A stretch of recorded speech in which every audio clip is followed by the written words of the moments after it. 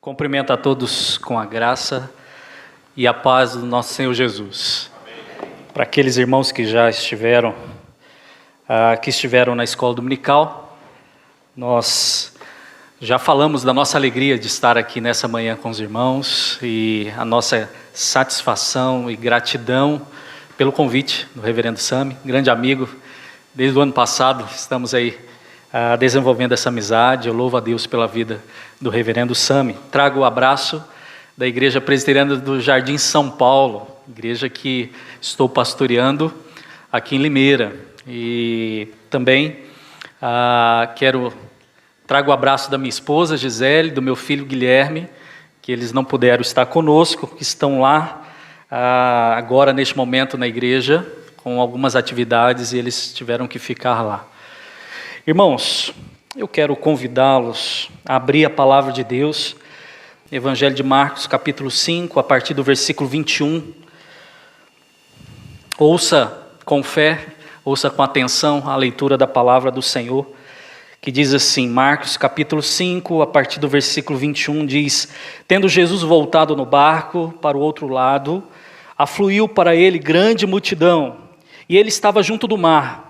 Eis que se chegou a ele um dos principais da sinagoga, chamado Jairo, e vendo-o prostrou aos seus pés, e insistentemente lhe suplicou: Minha filhinha está à morte, vem, põe as mãos sobre ela, para que seja salva e viverá.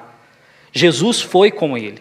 Grande multidão o seguia, comprimindo-o. Aconteceu que certa mulher, que havia 12 anos, vinha sofrendo de uma hemorragia, e muito padecera à mão de vários médicos, tendo despendido tudo o que possuía, sem contudo nada aproveitar, antes pelo contrário, indo a pior, tendo ouvido a fama de Jesus, vindo por trás dele, por entre a multidão, tocou-lhe a veste, porque dizia: se eu apenas lhe tocar as vestes, ficarei curada.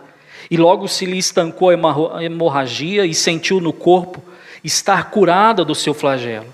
Jesus, reconhecendo imediatamente que dela saíra poder, virando-se no meio da multidão, perguntou: quem me tocou nas vestes? Responderam-lhe seus discípulos: vês que a multidão te apertas e dizes: quem me tocou? Ele, porém, olhava ao redor para ver quem fizera isto.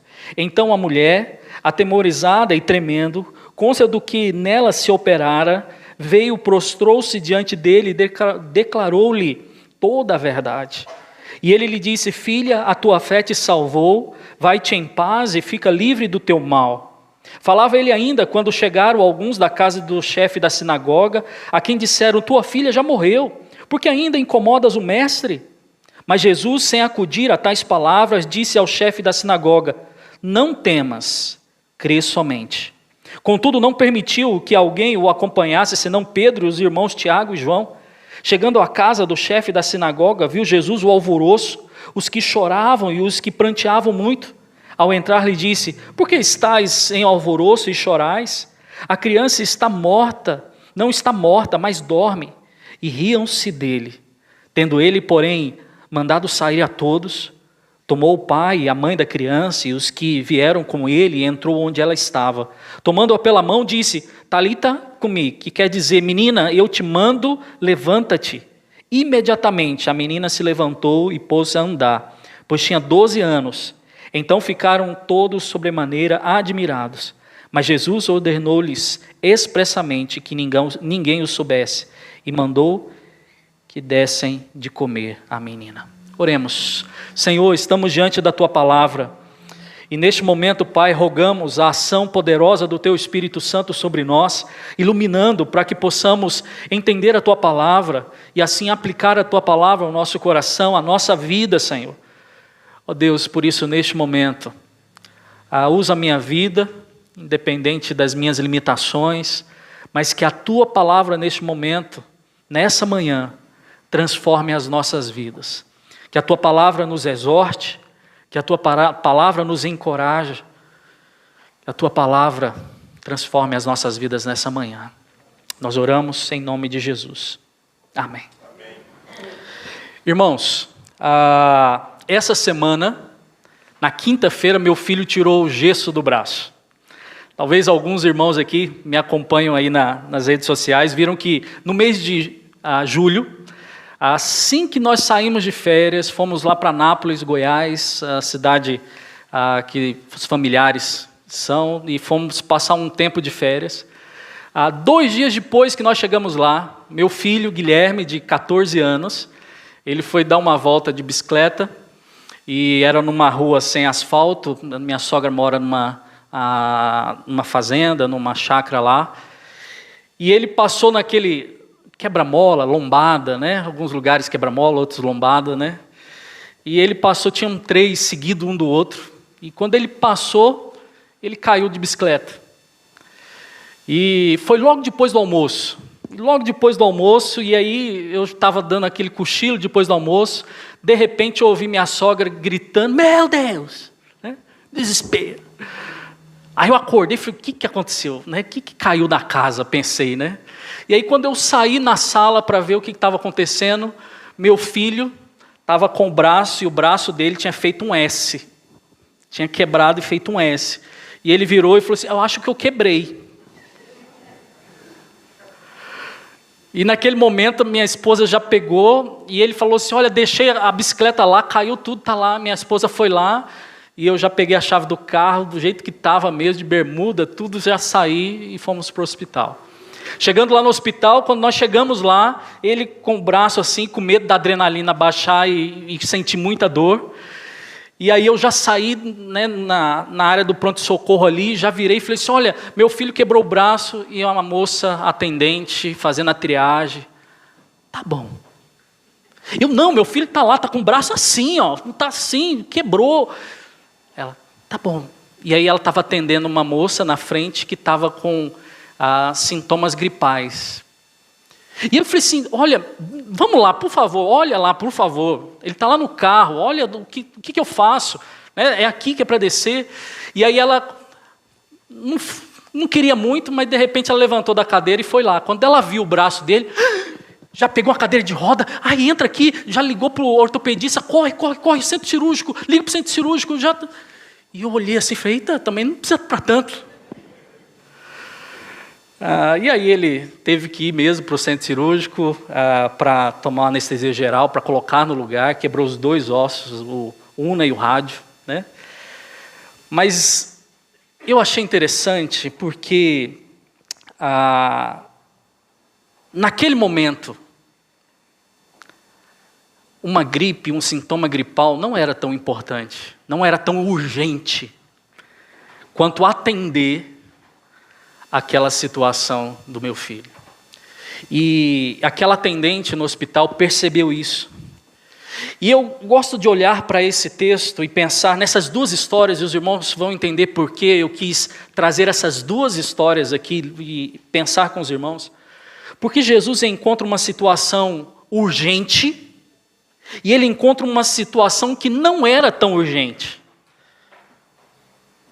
E parece que o mundo funciona assim, né? O urgente tem prioridade com aquilo que é crônico. Aquilo que é urgente, a gente quer e precisa resolver.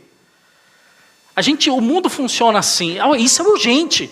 Isso aqui, uma gripe, um espirro, não sei o que, isso aqui deixa para depois.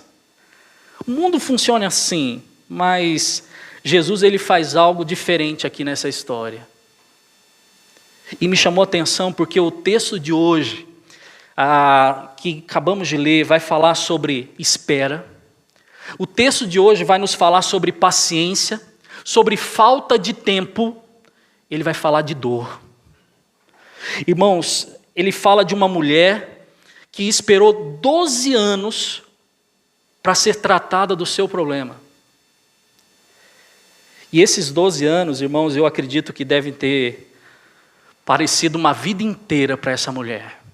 12 anos de muita dor.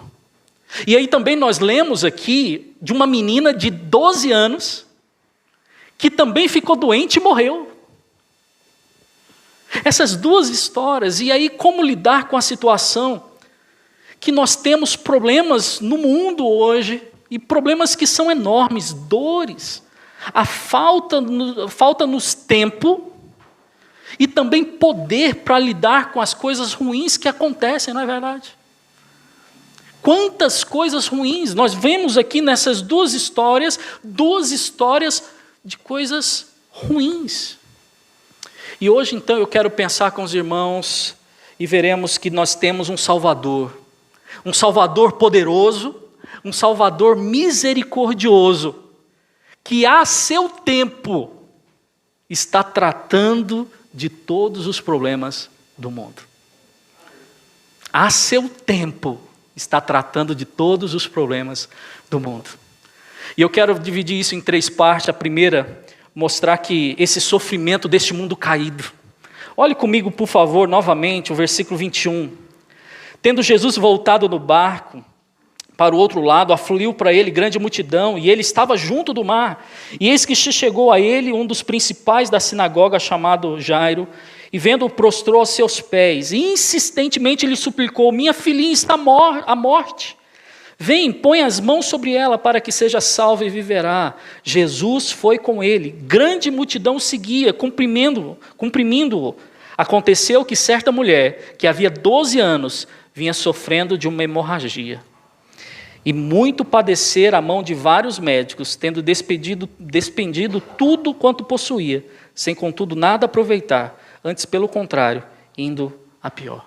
Irmãos, nós vivemos num mundo onde o mal habita. Nós vivemos um mundo caído, um mundo de sofrimento. A Bíblia é clara quanto a isso. A Bíblia aqui não fica em nenhum momento dizendo que a vida é um conto de fadas, né?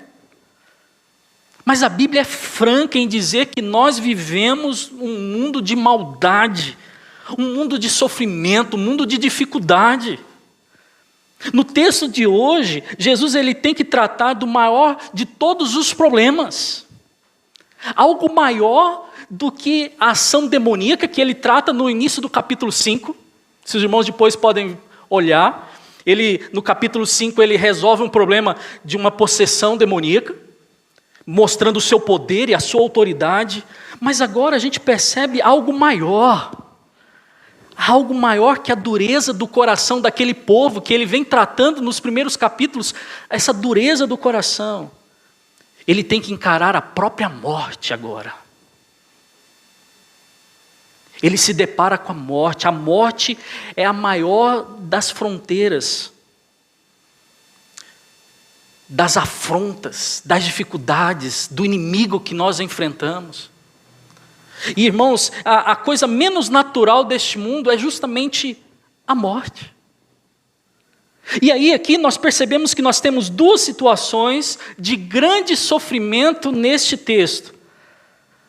Assim que Jesus chega, Jairo se aproxima e chama Jesus para ir com ele. Só para um pouquinho do contexto, no início do capítulo 5, Jesus ele vira para os discípulos e diz: olha, pega o barco, vamos para o outro lado, vamos para aquela região. E eles vão lá para uma outra região. Aí acontece que eles chegam lá, os Gerazenos, né? E aí assim que ele chega, tem um homem endemoniado, possesso. Jesus resolve aquele problema, né? Vai para 2.000 porcos, descem, morrem, espendeira abaixo, morrem. E aí o que acontece? As pessoas daquela região falam para Jesus: Jesus, vai embora. Mandam Jesus embora. Diz para Jesus: Jesus, olha o prejuízo que nós tivemos. 2.000 porcos morreram. Jesus, vai embora. Olha, sai daqui. O contexto logo anterior é justamente esse. Aí o que a gente percebe agora? Jairo se aproxima e chama Jesus para ir com ele. Um contraste com a reação dos Gerazenos, né?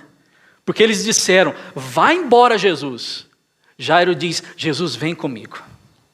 Vem comigo, Jesus. E aí nós temos aqui, vemos aqui um homem preocupado com a doença da sua filha. Lucas, o evangelista Lucas, diz que era a única filha. E aí Jesus ele chega e ele está esperando, e ele pede para Jesus ir com ele, e Jesus responde: eu vou. E Jesus vai. Só que, irmãos, olha o que acontece. Jesus está indo, e no caminho ele vem em uma outra mulher, interrompe os planos que Jairo tinha. Jesus estava indo lá para resolver um problema na casa de Jairo. E essa mulher interrompe. Só que a Bíblia mostra o sofrimento real dessa mulher que estava passando por essa situação. Irmãos, eu fico pensando, você ficaria irritado? Será que nós ficaríamos irritados? E falar, mulher, agora não. Jesus está indo para lá, eu que chamei, Jesus está indo lá para resolver um problema da minha filha, agora não. E saía puxando Jesus. Você está atrapalhando aqui. Eu não posso, minha filha está quase morrendo. Não dá. Só que aí a gente vê esse relato e a Bíblia mostra o sofrimento dessa mulher. Não sabemos exatamente a causa dessa doença. Sabemos que foram 12 anos de intenso sofrimento que essa mulher passa. E essa condição dela a tornava cerimonialmente impura. Pense nisso, ela não podia participar das várias coisas na vida do povo de Deus. Ela era impedida. Ela foi ao médico. Ela gastou tudo que ela tinha de recurso para tentar alívio para o seu problema. E aí o que o evangelista Marcos está mostrando é que ela tinha uma doença que estava acima da capacidade humana. Ela já tinha tentado de tudo. E aí eu fico pensando, irmãos, neste mundo temos sofrimento e esse sofrimento também, às vezes, é amplificado por causa da dureza do nosso coração. Às vezes esse sofrimento todo que nós temos no mundo é amplificado por causa da dureza. Vocês conseguem observar aqui a reação das pessoas com relação àquela mulher?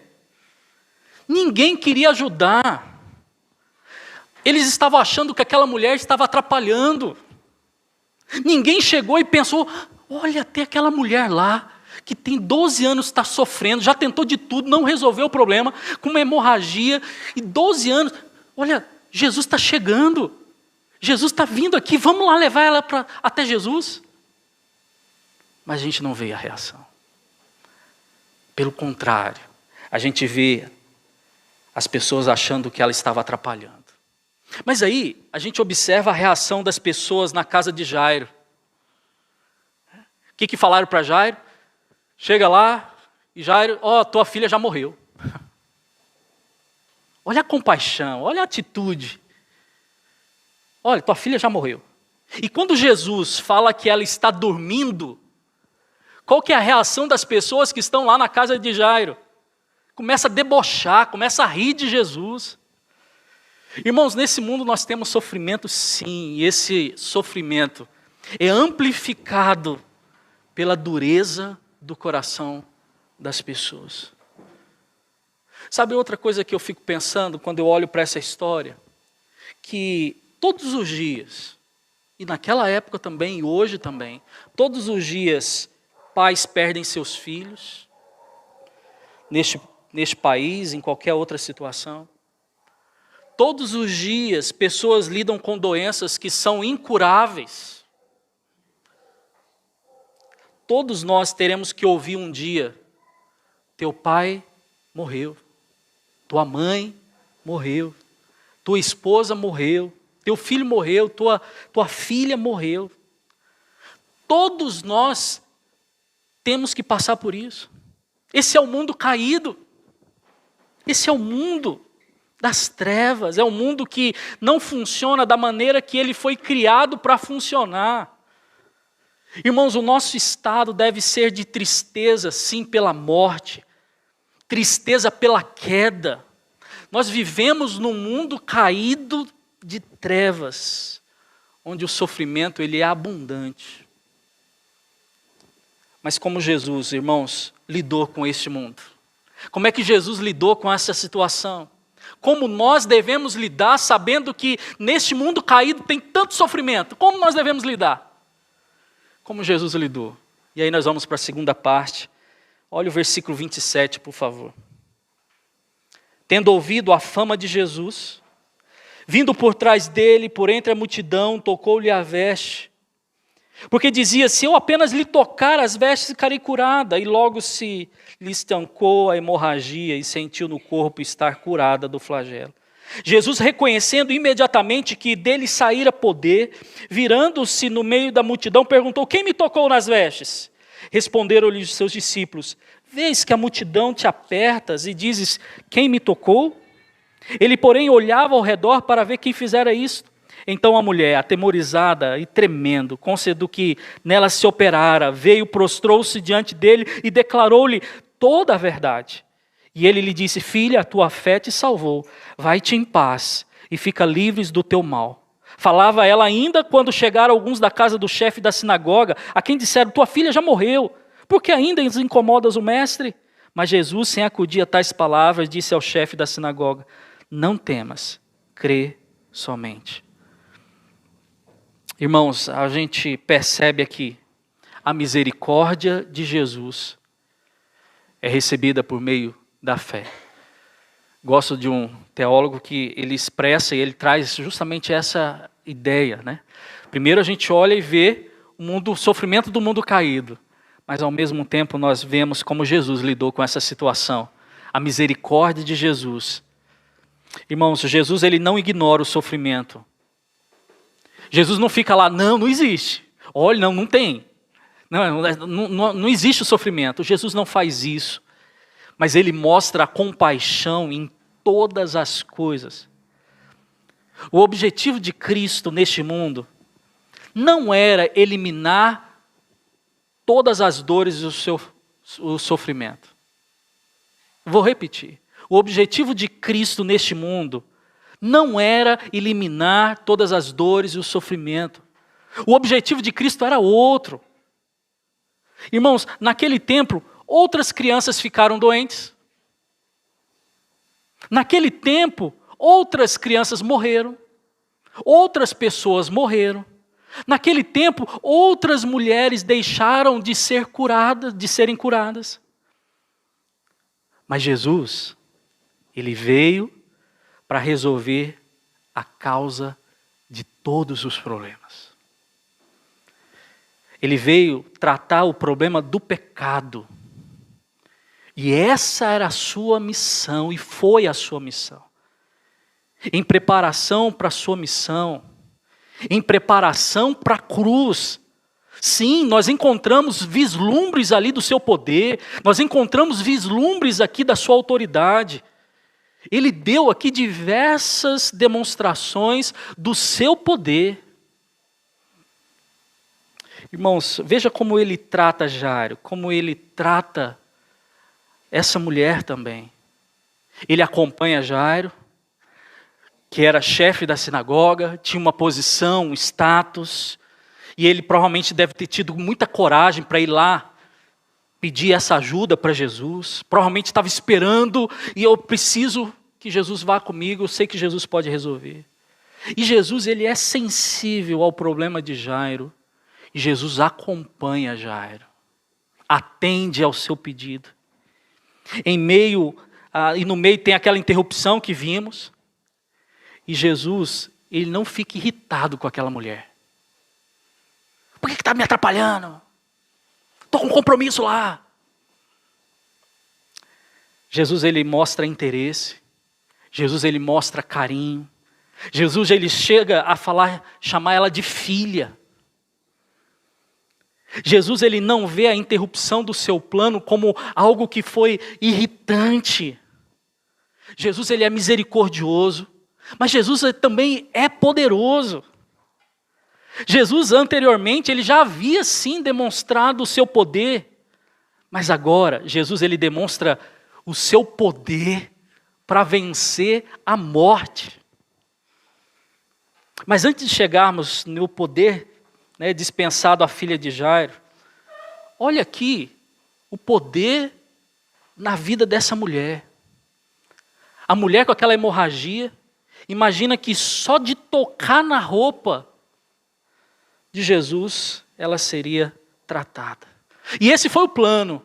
Eu vou sair escondidinha aqui de casa, discreta, Eu encosto na roupa, encosto em Jesus e eu volto para casa curada. Ela toca em Jesus e ela é curada imediatamente. Ela era cerimonialmente impura. O normal, o que seria? Né? Se ela tocar em alguém, aquela pessoa fica impura. Mas o que acontece? Ela toca, ela fica curada. Aí a gente olha para a história de Jairo, e aí a gente percebe, ele chega em casa, recebe a notícia, sua única filha, sua filha está morta. Essa é a notícia que ele recebe. E aí Jesus aqui não está atrás de espetáculo. E aí o que Jesus faz? Ele chama um grupo pequeno de discípulos, leva no quarto, e Jesus vai mostrar seu poder sobre esse inimigo, sobre a morte. E o versículo 42 diz: imediatamente a menina se levantou e pôs a andar, pois tinha 12 anos. Irmãos, diz o texto que eles ficaram espantados. Nunca eles tinham visto. Eles já tinham visto outros milagres, já tinham visto o poder e a autoridade de Jesus para muitas coisas. Mas vencer a morte, os discípulos ainda não tinham visto. E agora eles ficam espantados. Em terceiro e último aspecto que eu queria pensar com os irmãos, é que Jesus, ele controla todas as coisas. Estamos num mundo difícil, de dor, um mundo caído, mas nós temos a compaixão, a misericórdia de Jesus, e nós temos Deus, temos Jesus que controla todas as coisas. Irmãos, olhando para esses dois textos juntos, e por isso a ideia de tratar esses dois textos juntos, nós entendemos algo maravilhoso sobre essa soberania de Deus, sobre esse controle de Deus. Jesus encontra uma situação urgente. Qual era a situação urgente? Uma filha que estava prestes de morrer. E ele encontra uma outra situação crônica, de uma mulher que estava com um problema já há 12 anos. E eu me lembro então do que eu falei no início. O braço do meu filho, do jeito que estava, e a dor e tudo, era urgente. E não um espirro, alguns sintomas gripais. E se aquela mulher vir e fala assim, olha para o braço e fala assim, não, senta aí e espera. Deixa eu cuidar dessa senhora aqui que está com um espirro, está com uma tosse. Qual que seria a minha reação, qual que seria a sua reação? Você está louca? Como assim? Isso aqui é urgente, vamos, agiliza.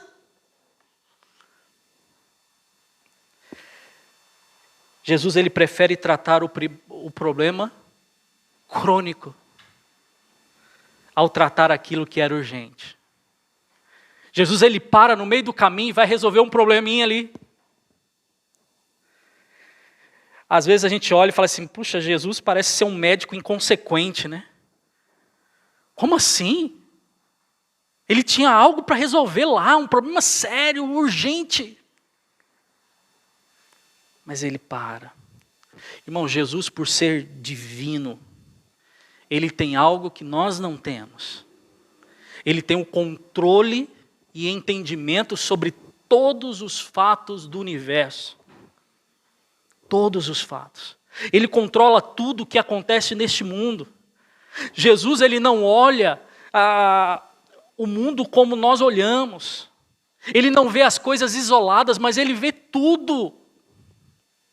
Todas as coisas. Nada é urgente na agenda do Senhor. Ouvi isso essa semana. Nada é urgente na agenda do Senhor. Eu não estou aqui dizendo que para ele nada é importante. Mas a ideia é que para Jesus nada é urgente. Porque a gente fala urgente porque às vezes está faltando tempo, não sei o quê. Para Jesus não. Imagine a cara de Jairo, pensando que aquela menina morreu, porque Jesus ficou perdendo tempo conversando com aquela mulher no meio do caminho. Você imagine a cena, ou o que passava na cabeça de Jairo, pensando, se Jesus não tivesse demorado, ou com relação a Jairo, as irmãs, Jairo não, Lázaro, Jesus, se tivesse demorado. Jesus vê aquela interrupção como a oportunidade de fazer algo grandioso. Irmãos, o sofrimento e os problemas que aparecem ao nosso redor, eles não estão fora do controle do Senhor. Às vezes nós achamos e nós queremos que as coisas aconteçam do nosso jeito, do nosso momento e da nossa forma. E essa história, essas duas histórias servem para nos mostrar que Jesus sempre sabe o que Ele está fazendo. Por isso Ele diz, não temas, diz para Jairo, não temas. Irmãos, nós não temos a promessa de Jesus dizendo que nós não iremos sofrer, de que pessoas próximas de nós não irão morrer, nós não temos isso, mas Ele promete, eu estou sabendo de tudo. Isso Jesus promete. Ele diz, eu sei de tudo. Tudo está no meu controle, essa é a promessa. Jesus ele diz, fica tranquilo, eu sei o que está passando na sua casa, eu sei o que está passando no seu trabalho, eu sei o que está passando nessa igreja, eu sei o que está passando em tudo, fica tranquilo. Essa é a promessa do Senhor, para a minha vida, para a sua vida. Ele não diz que nós não iremos sofrer neste mundo caído. Mas Ele diz que está conosco e que nós não precisamos temer. E que nós temos que confiar. Eu quero concluir, irmãos. Hoje temos ceia, né? E esse texto serve para ilustrar, presta atenção, ilustrar, né? Aquilo que o Senhor fez por nós. E eu quero te chamar a atenção para pensar nisso. Ao pegarmos essas duas curas que aconteceram aqui, duas manifestações do poder de Jesus, junto com toda a Bíblia, nós veremos que essas duas curas apontam para aquilo que Jesus fez por mim e fez por cada um de nós. Irmãos, só que de uma maneira ainda mais impressionante. Assim como aquela mulher, todos nós sofremos há muito tempo de uma condição que nos faz impuros diante de Deus. Há muito tempo. Uma condição que não tem tratamento humano que resolva. E se você tentar tratar com as suas próprias forças, vai ficar ainda pior. Você tentar tirar essa impureza e toda a impureza da sua vida. É o pecado. Todos nós temos essa condição. E Jesus, em semelhança ao que Ele fez por ela, com o seu poder e misericórdia, Ele nos livra dessa condição. E aí a gente olha para a filha de Jairo. Irmãos, cada um de nós teremos que encontrar com a morte. Todos nós teremos que encontrar com a morte. A grande obra de Cristo terminará na ressurreição dos corpos. É o já e ainda não. Ele já começou uma obra lá na cruz. E Ele vai terminar essa obra com a ressurreição dos corpos. Por isso, Jesus ele teve que passar pela maior dor deste mundo. Não somente a dor física, mas o peso da ira de Deus, justo, cobrando a impureza dos eleitos sobre Ele. Hoje vimos nesse texto, irmãos, duas histórias que mostram a realidade do sofrimento deste mundo e o controle de Deus sobre todas as coisas. Qual é a sua história? Hoje, nessa manhã. Eu não sei. Talvez é uma história de sofrimento. Mas o que eu sei é que independente da sua história, do momento que você está passando, nós temos um Deus que controla todas as coisas. Ele já venceu a morte. Ele já resolveu o problema da impureza. E nós temos simplesmente que louvá-lo e glorificá-lo. Vamos orar? Senhor, louvado seja o teu nome pela tua palavra que nos encoraja a continuar como peregrinos aqui neste mundo. Ó Deus, nessa manhã, cada um desses irmãos aqui, e a minha vida também, nós temos histórias. Histórias parecidas com a de Jairo, histórias parecidas como dessa mulher, de luta, de sofrimento. Mas como é bom saber da tua misericórdia, graça do teu Filho por nós. Como é bom saber, Deus, que o Senhor controla todas as coisas. E às vezes as coisas não acontecem do nosso jeito, do nosso tempo, da forma como queremos. Mas as coisas acontecem para a glória do teu nome, Senhor. Todas as coisas cooperam nas nossas vidas para nos transformar mais parecidos com teu Filho Jesus. Louvado seja o teu nome por isso. Em nome de Jesus. Amém.